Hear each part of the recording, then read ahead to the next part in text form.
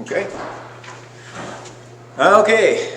Bon, on avait commencé une étude, ça fait plusieurs semaines, et on était rendu à notre quatrième partie de notre série qu'on fait, et puis c'était l'histoire de Pierre. Mais aujourd'hui, on était supposé de passer de quand Pierre le disciple, puis suite à ça, Pierre dirigé par la chair. Puis la semaine passée, on est arrêté là. Puis aujourd'hui, on était supposé de commencer avec la repentance et la transformation de Pierre et quelques questions à se poser suite à ça. Mais qu'est-ce qu'on va faire, c'est qu'aujourd'hui, on va faire quelque chose un peu différent parce que je trouve qu'aujourd'hui, dans plusieurs églises, ça parle de ces écritures-là. Jean 4, 23 et 24 dit « Mais l'heure vient et elle est déjà venue, où les vrais adorateurs adoreront le Père en esprit et en vérité, car ce sont là les adorateurs que le Père demande. » 24. Dieu est esprit, et il faut que ceux qui l'adorent en esprit et en vérité. Notez que ça, c'est les adorateurs que le Père cherche. Les adorateurs qui adorent Dieu en esprit et en vérité. Comment expliquer ça? Bien, qu'est-ce qu'on va faire aujourd'hui? C'est qu'on va faire des chemins. On va créer les chemins, puis là, à fur et à mesure, je vais décrire qu'est-ce qu'on est en train de faire pour découvrir dans notre réalité qu'est-ce que ça veut dire, ces écritures-là. Donc, ce n'est pas quelque chose qu'on peut tout simplement expliquer, c'est quelque chose qu'il faut qu'on vive. Donc, on va commencer avec la première partie.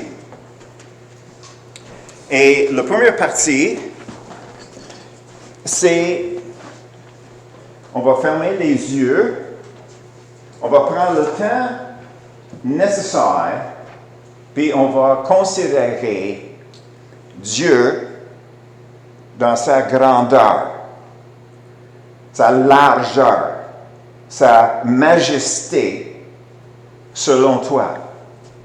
Ça veut dire, on ferme les yeux, puis là, qu'est-ce qu'on commence à faire? C'est on va regarder notre expérience avec Dieu, qu'est-ce que nous avons vécu avec Dieu, qu'est-ce qu'on voit à travers la création. On va considérer toute notre méditation avec Dieu, tous nos prières envers Dieu. On va considérer son amour. On va considérer la foi, la confiance que nous avons en lui. On va considérer toutes les choses le plus loin qu'on peut selon nos connaissances, la hauteur, grandeur, largeur, profondeur de Dieu. Puis ça, c'est le premier chemin qu'on fait. On fait ce chemin-là pour créer, que chaque personne peut créer leur propre réalité dans qu'est-ce qu'il connaît ou imagine de Dieu. Et qu'est-ce qu'on va faire? C'est qu'on va faire ça en silence. Puis quand que vous êtes arrivé au top de votre définition, qui est Dieu selon toi, tu vas lever la main. Et je vais attendre que tout le monde finisse par lever leur main. Autrement dit, on commence de la façon que vous voulez commencer, parce que c'est personnel. Puis l'objectif, c'est de faire un chemin pour arriver à la description totale que tu as, chaque personne a, de Dieu. Puis là, tu lèves la main. Si je ne dis rien, c'est parce qu'il n'y en a pas d'autres qui sont levés leurs mains. Donc, vous allez continuer à aller le plus loin que vous pouvez aller dans la hauteur, grandeur, largeur, majesté, tous ces mots-là, qui est Dieu. OK? Est-ce que vous êtes prêts? OK, vas-y.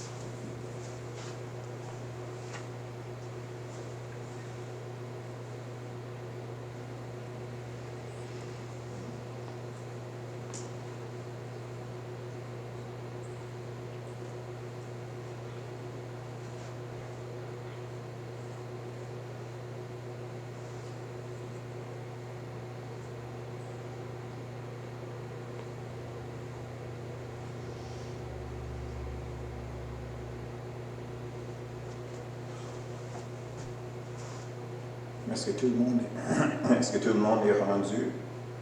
Il y en a ceux qui levaient la main et la baissaient, donc je n'étais pas au courant. Judy? OK. Qu'est-ce que j'ai fait ici? C'est que j'ai fait un dessin.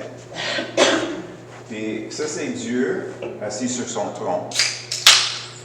Ça, c'est la gloire de Dieu, on va dire le nuage de gloire de Dieu.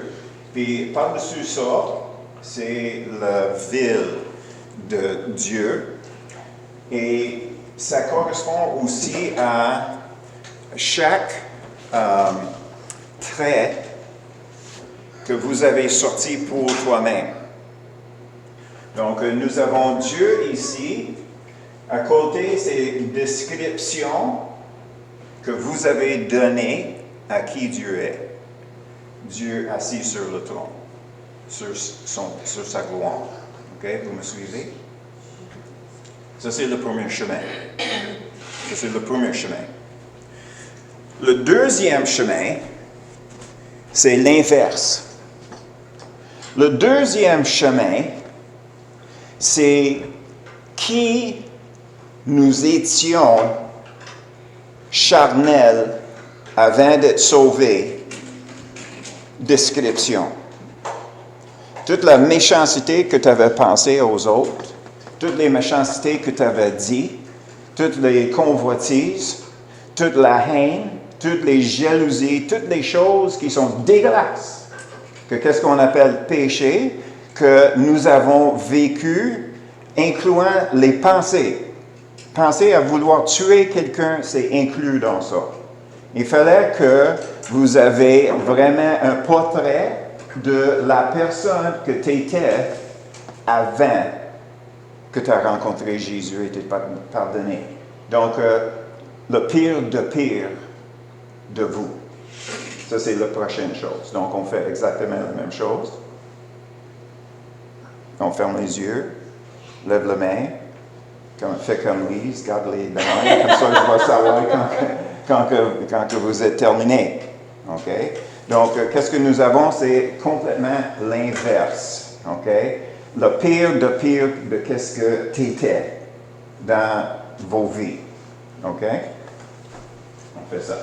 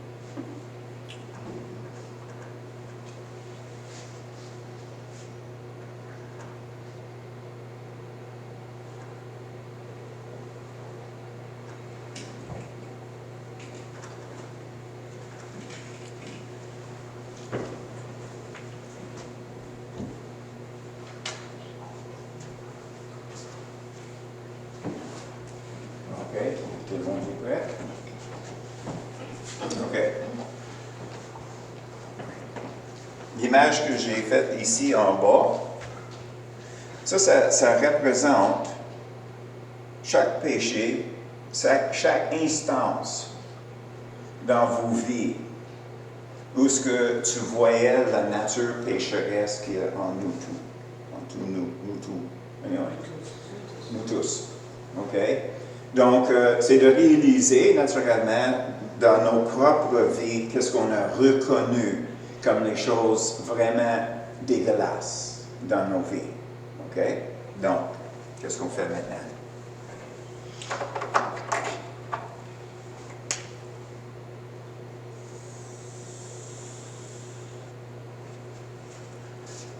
Ça, c'est un voile ou une couverte. Je vais prendre le mot voile.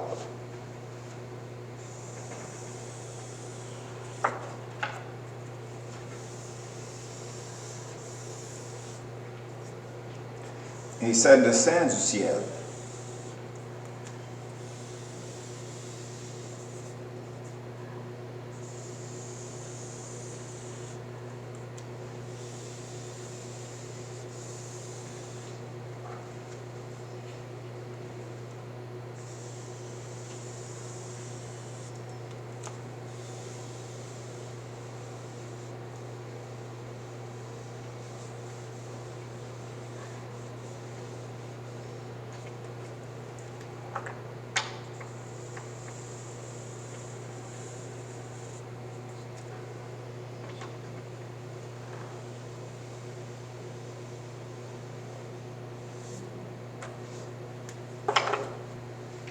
Ce voile-là, ça c'est Jésus.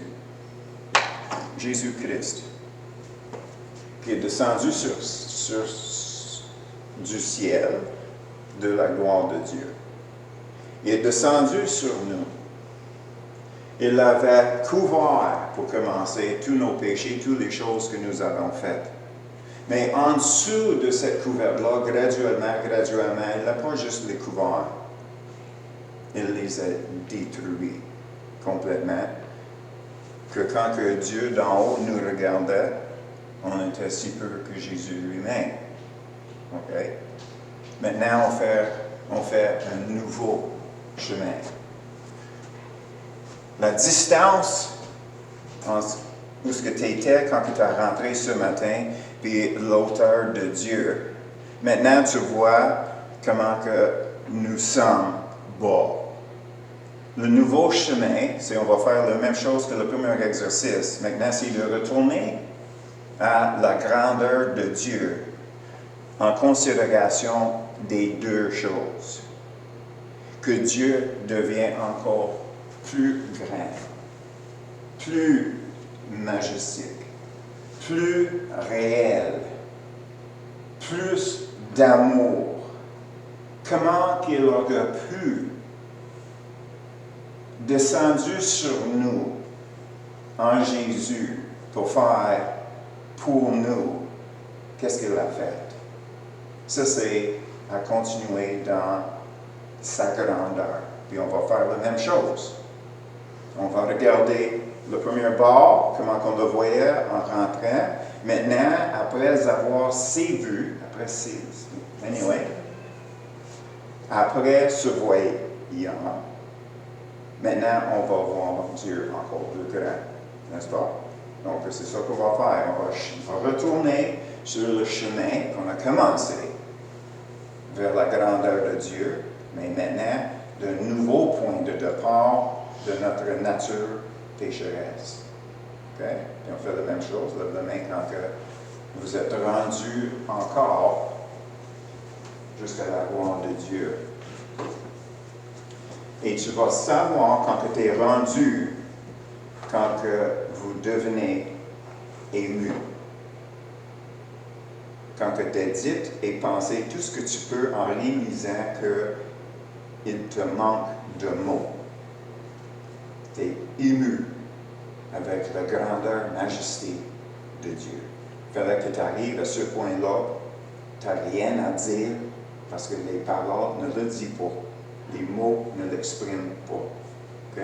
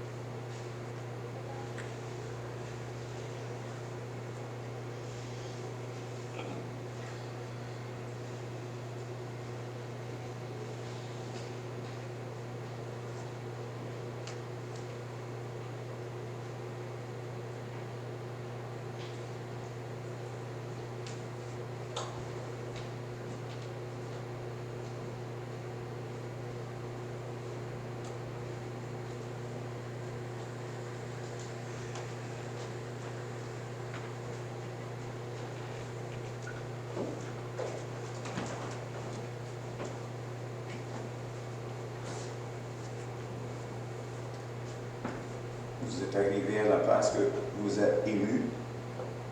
Il n'avait pas de mots pour exprimer plus qui est Dieu. On est rendu ému. OK. Qu'est-ce qu'on va faire maintenant? C'est que prenez les papiers que je vous ai donnés. Maintenant, vous allez sonder le Saint-Esprit.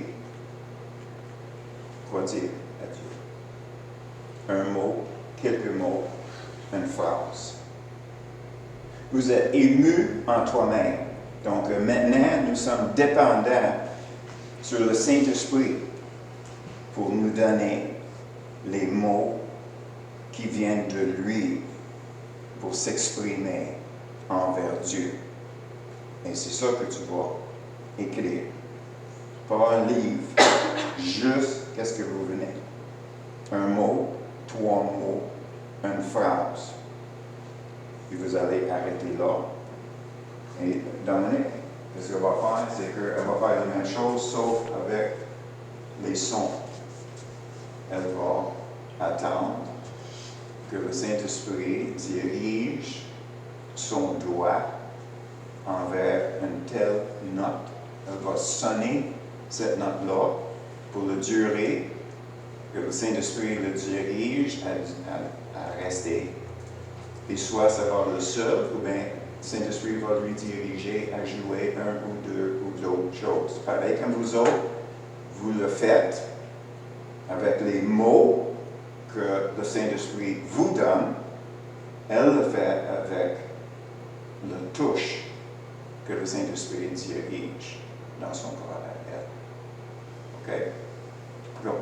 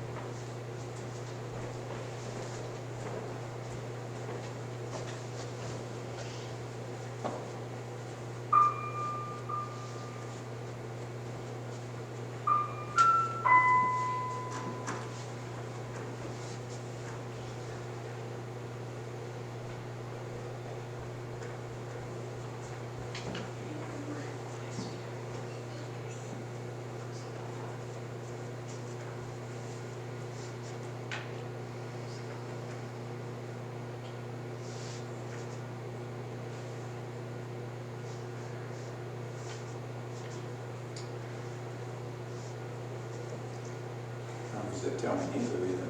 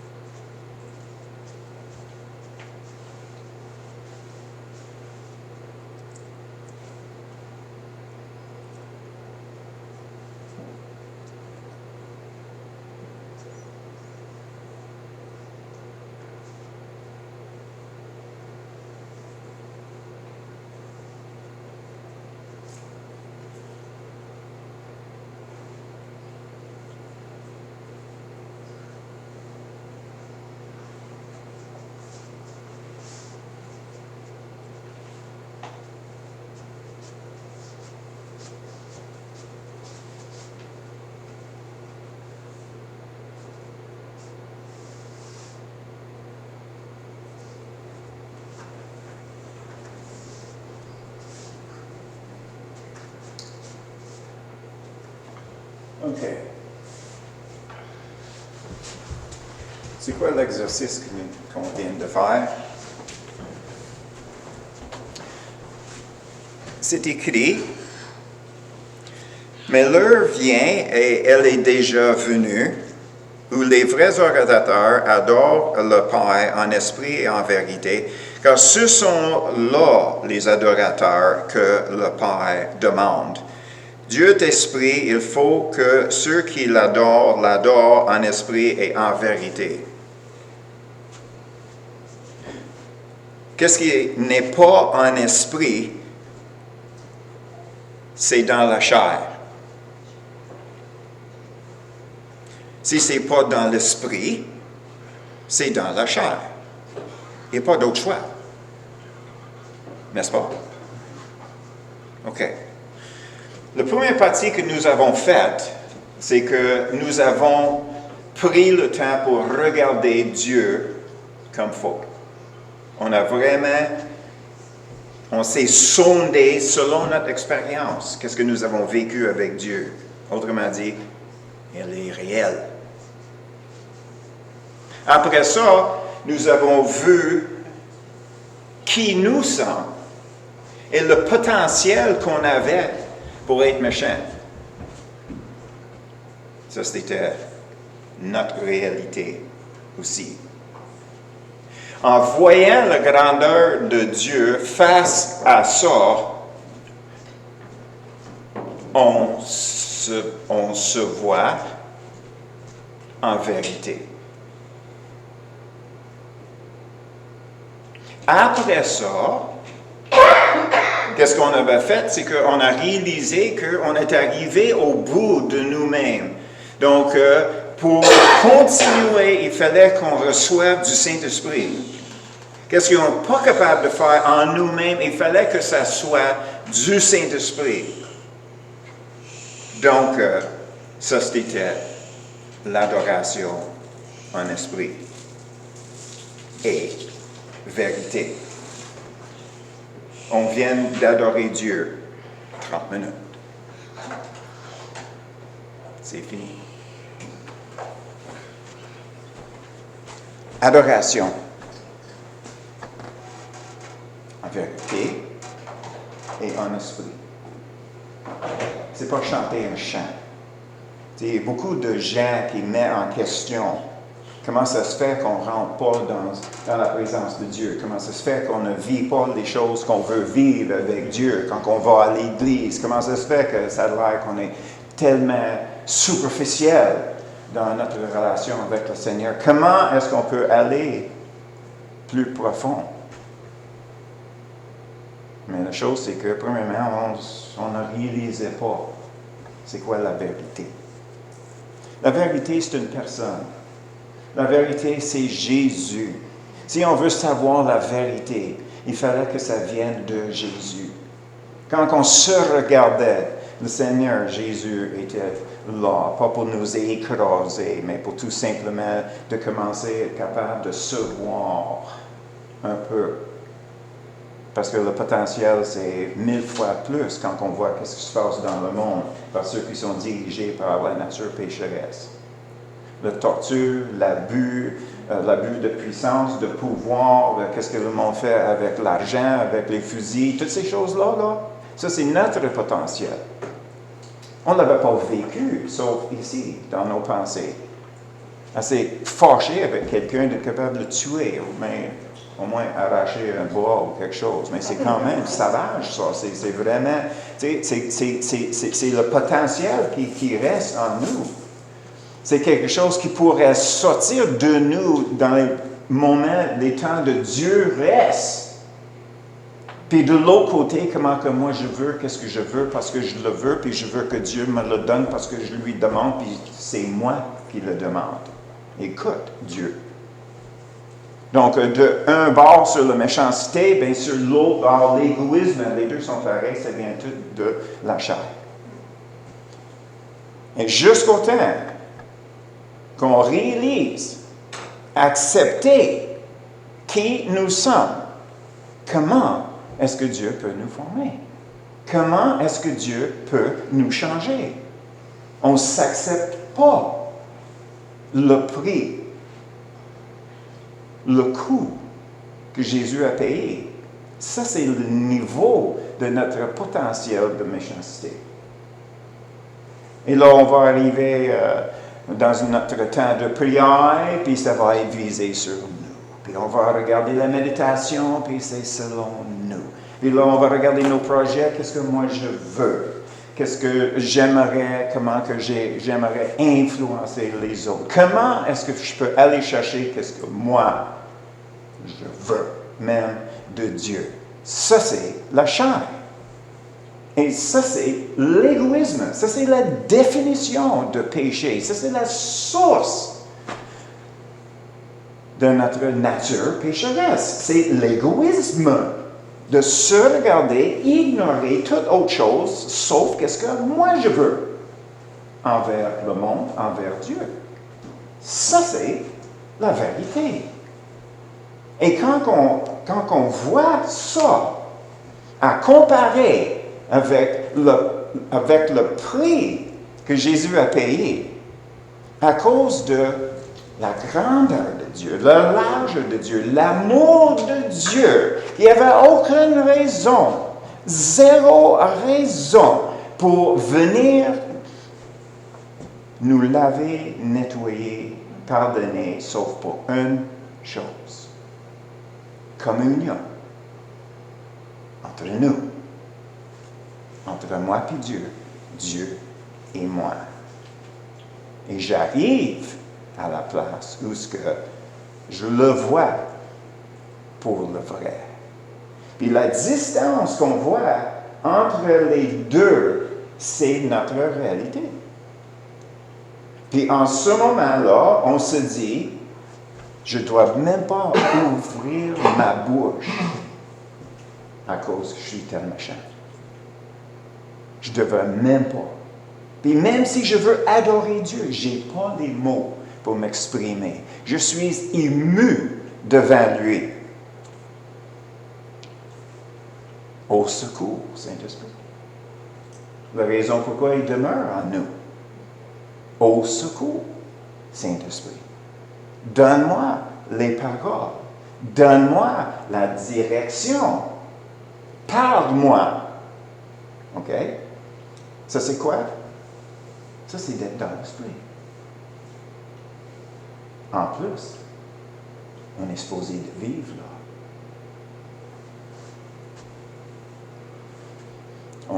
On prie là, on marche là, on pense là, on parle là, on agit là. Ça, c'est conduire continuellement par le Saint-Esprit. OK. Question. Tout un exercice? Est-ce que c'est réel pour vous, qu'est-ce qu'on vient de vivre ce matin? Incluant Sylvie. C'est réel. Donc, quand on lit ces Écritures-là, Dieu cherche ça de nous. Et pendant qu'on fait cet exercice-là, combien de méchants pensées ont rentré dans vos têtes? Combien de mauvaises pensées est-ce qu'on avait envers les autres? Combien de mauvaises choses sont rentrées dans notre pensée pendant ce temps-là? Je peux te le dire. 0. Et ça, c'est la quantité qu'on devrait toujours avoir la journée longue. Ce n'est pas mon opinion contre l'autre. Qu'est-ce que moi je pense de l'autre? Qu'est-ce que l'autre a fait à moi? Ça, c'est « Oh, pauvre de moi, Dieu, t'as-tu vu ça? »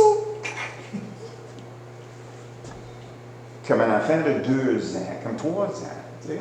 Ézéchiel, oh, s'il veut quelque chose puis tu ne le donnes pas, écoute, on l'entend 2 étages plus loin. OK? Puis c'est ça qu'on fait de notre cœur. C'est ça qu'on fait de notre cœur. Je ne suis pas gâté. OK? Sur cette méditation cette semaine, peut-être? Considération. On ne veut pas niaiser. Il ne nous reste pas assez d'années. Mais une fois, qu'est-ce que nous avons vécu ce matin? C'est de rester en tant que possible dans ça, dans notre cœur, en réalisant au secours, Saint-Esprit. Amen. Amen. Amen, Sylvie? Thank you, Mr. Don. Amen.